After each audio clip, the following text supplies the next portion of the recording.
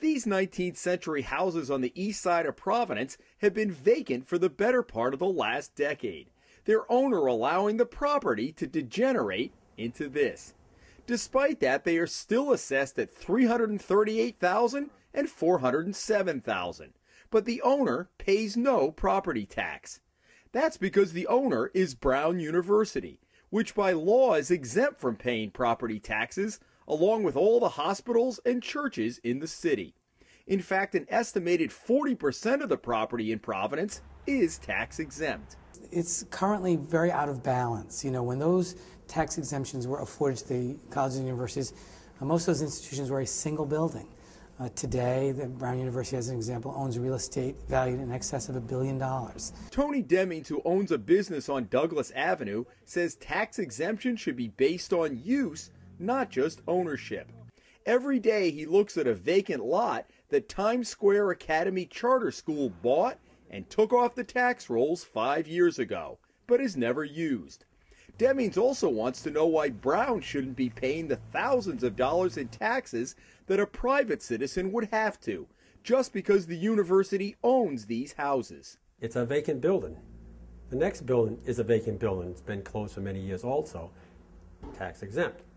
Now I want to know if the buildings are not being used, like the school property's vacant lot, are they land banking this? In fact, this house and 8 others are part of a program called Brown to Brown Housing, which makes these properties available to faculty or staff who want to buy them.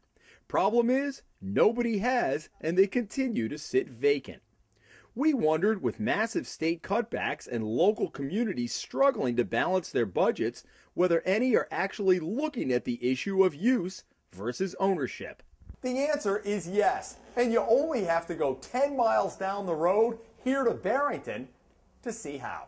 This historic building is owned by Zion Bible Institute, which had been a presence in town for 25 years.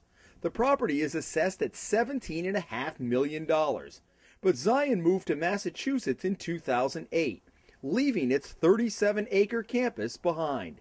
And that caught the attention of town officials. If they're going to leave town, are they going to take their educational use and exemption with them? Our impression is they have, and they did. Town manager Peter DeAngela says his tax assessor last year sent Zion a letter saying a tax bill for $140,000 would soon be on its way. Zion didn't initially respond to the letter. The tax bill got their attention, did it not? It certainly did. But they paid it. They have paid it in full. After a recent revaluation, that tax is increased to $172,000.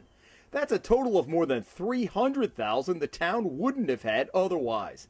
And it may be an example for other communities. What about other properties like this one, owned by the Roman Catholic Church?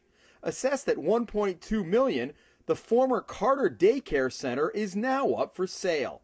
But what if it doesn't move for a year or two? Should it be taxed until it does?